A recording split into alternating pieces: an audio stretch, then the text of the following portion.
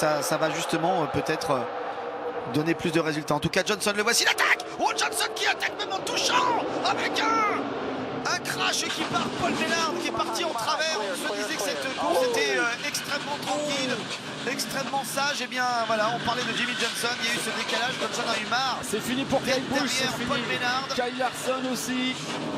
C'est fini aussi pour Martin Truex Junior. Les voitures accidentées, vous voyez le gros décalage de l'inclinaison de 30 degrés. C'est parti de cette attaque. Ah oui, là, il y a eu une attaque de Jimmy Johnson et du coup ça a touché que Menard. C'est une neutralisation. Vous aimez les drapeaux rouges ou pas? Ouais, Bon, dites-nous, parce que si vous voulez les drapeaux rouges, nous on est là pour s'asseoir. Hein. C'est Automoto la chaîne et la NASCAR s'associent pour une distribution gratuite de drapeaux rouges. On est bien parti pour en avoir. Comment ça s'est passé? Jimmy Johnson qui veut se décaler et qui perd le contrôle, le manque d'adhérence de la 48, qui pousse Paul Menard et qui le met dans le décor et ensuite ça s'enchaîne. Ça c'est une indication, hein. C'est ce que disait Kyle Busch tout à l'heure. Dès qu'il sort de la trajectoire, la voiture devient complètement folle. C'est peut-être pas Kyle Busch qui disait ça, c'était Harvick.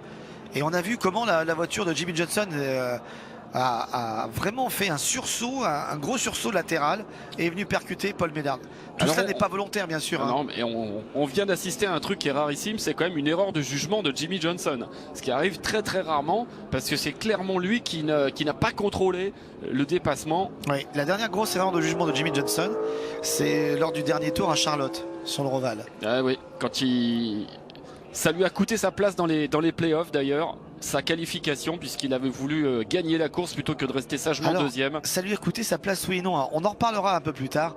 Mais moi je me rappelle qu'un peu plus tôt dans la saison, la NASCAR avait commis une faute en déclassant Jimmy Johnson dans une course, en le reléguant en fond de grille. La NASCAR avait reconnu sa faute après. Et peut-être que ce jour-là aussi, il a perdu les 1 ou 2 points qui lui manquaient pour participer au playoff. Et on revoit tout cela bien sûr en caméra embarquée avec Kevin Harvick.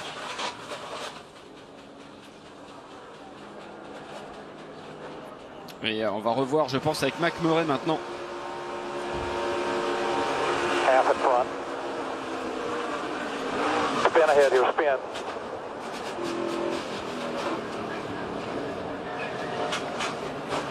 Boum. Il était pas mal, il s'en tirait pas trop mal et en fait il y a eu la deuxième couche après.